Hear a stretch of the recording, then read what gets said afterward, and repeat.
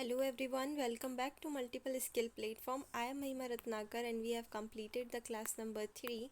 Today is class number 4 पर class number 4 पर जाने से पहले कल का जो क्वेश्चन था उसका आंसर हम डिस्कस कर लेते हैं. So what was the question of the day? It was, what is the verb third form of arise? So arise is the verb's first form, arose is the second form, and arisen is the third form.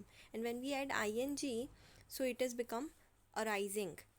So इसका answer आपको देना था, तो इसका third form है arise का arisen. This is the correct answer. Let's just start the class number 004.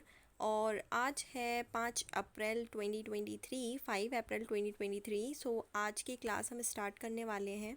तो देखिए, आज की जो आउटलाइन रहेगी वो बहुत यूनिक है, क्योंकि हमारी क्लास जब मैंने खुद देखा कि ये क्लासेस ना लंबी बहुत होती जा रही हैं और कुछ ना कुछ सेक्शन इसमें छोटा छोटा आता जा रहा है. यानी कि हम क्लास करने के चक्कर में ना कोई भी चीज़ प्रॉपरली उसको अच्छे से नहीं पढ़ पा रहे हैं. तो इसीलिए मैंने इस क्लास की आउटलाइंस कुछ इस तरीके से बना दी हैं कि हम डे वाइज पढ़ाई करेंगे.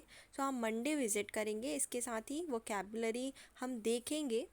ट्यूसडे को हम वोकेबलरी डिटेल्ड में पढ़ेंगे, लाइक इसके सिनोनिम, इसके एंटोनिम, ठीक है, इस तरीके से. एंड वेडनेसडे को हम ग्रामेटिकल पार्ट करेंगे.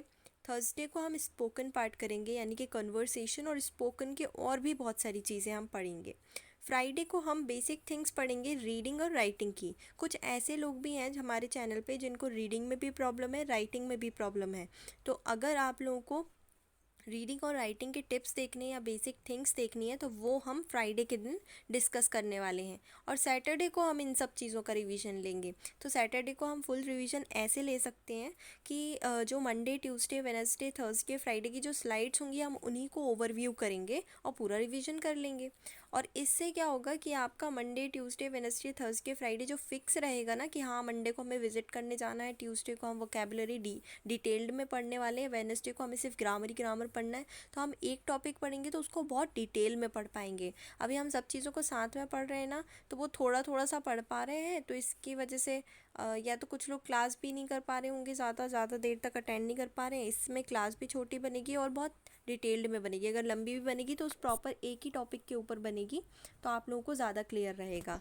तो ये अभी मैंने सोचा है, मैं एक्सपेरिमेंट्स करती जा रही हूँ क्लास के साथ, मुझे जैसा ठीक लगता जा रहा है. तो ये हमारा सेकंड नंबर का एक्सपेरिमेंट है, हो सकता है इसमें हमें ज़्यादा चीज़ें सीखने मिल जाएं. सो आज है वेडनेसडे, तो हम पढ़ने वाले हैं ग्रामर सेक्शन. ग्रामर सेक्शन में आज हम नीतू सिंह मैम की बुक प्रेफर कर रहे हैं, प्लिंथ टू पैरामाउंट. सो आप देख लीजिए, इसमें ये नोटिफिकेशंस आ रही हैं, मैंने नेट ऑफ नहीं किया. ओके, सो वेडनेसडे का ग्रामर सेक्शन हम स्टार्ट करने वाले हैं. ग्रामर सेक्शन में नीतू सिंह मैम की जो बुक है उसमें दिया हुआ है मॉडल. और तो हम मॉडल के बारे में थोड़ा बहुत डिस्कस करेंगे. पहले तो वर्ब से उसका फर्स्ट टॉपिक है और इसका हम थोड़ा बहुत पहले लास्ट क्लास में डिस्कस कर चुके हैं. वर्ब क्या होती है ना, तो वर्ब कितने टाइप की होती हैं, वर्ब क्या होती हैं, ये सब चीज़ें हम पहले पढ़ चुके हैं. अगर आपने वीडियो नहीं देखी हो तो आप इसके पहले वाली क्लास ज़रूर देख लीजिएगा. तो मॉडल क्या होते हैं, ये जो होते हैं मेन वर्ब की तरह एक्ट नहीं करते हैं, ठीक है. तो मॉडल क्या होते हैं, मेन वर्ब की तरह एक्ट नहीं करते हैं, जैसे कि कैन, कुड, मे, एट्सेट्रा. तो मेन वर्ब क्या होती है, जैसे कि डांस, जैसे कि सिंगिंग, है ना. तो ये मेन वर्ब होते हैं, पर ये मेन वर्ब की तरह एक्ट नहीं करते हैं, तो वो कहलाते हैं मॉडल. तो मॉडल के एग्जांपल्स क्या क्या हो जाएंगे, कैन, कुड, मे, एट्सेट्रा. अब मैं आपको बताने वाली हूँ कुछ इंटरेस्टिंग फैक्ट्स. हम इसको प्ले कर लेते हैं, हम हमेशा भूल जाते हैं इसको प्ले करना. इतने अच्छे अच्छे एनिमेशंस मैंने दिए हैं तो प्ले करना तो बनता है ना. So it's a Wednesday grammar section. ये हम मॉडल पढ़ चुके हैं, which is not acting like a main verb like can, could, may, etcetera. अब हम पढ़ेंगे interesting fact about need and dare. So need और डेयर, आपने बहुत ही अच्छे से ये वर्ड सुने होंगे. Need, I need your help in increasing my subscribers. Okay. And next is dare, how dare you talking like this to me.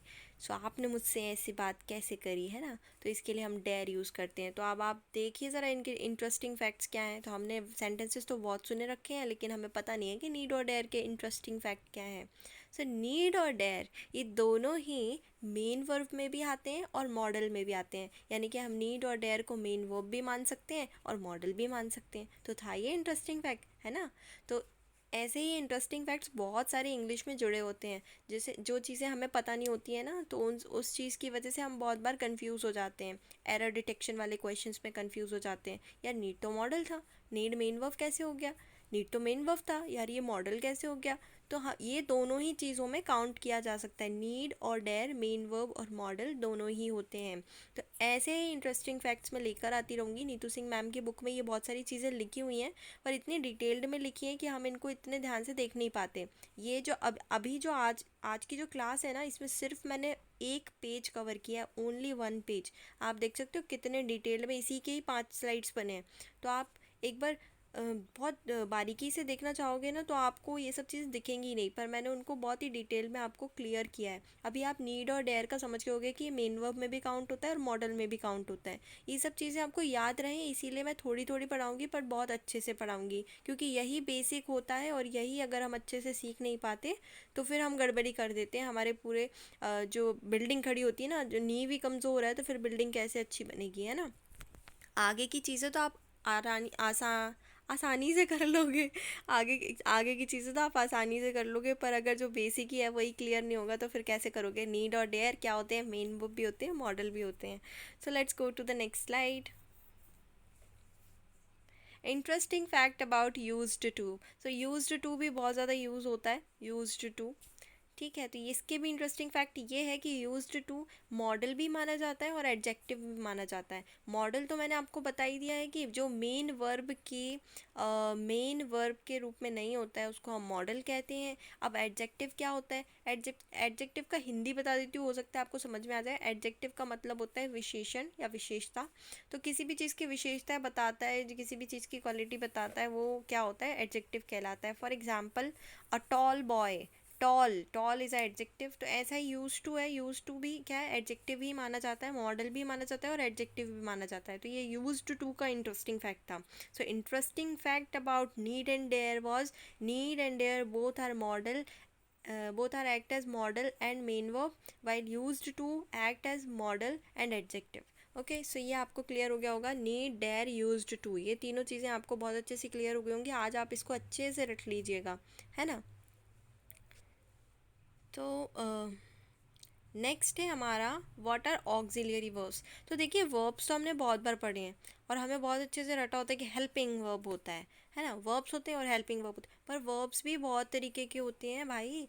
What are auxiliary verbs, तो अभी ऑक्सिलियरी वर्ब्स को हम बहुत अच्छे से पढ़ेंगे, क्योंकि हमने वर्ब पढ़ लिया, मेन वर्ब पढ़ लिया, मॉडल पढ़ लिया।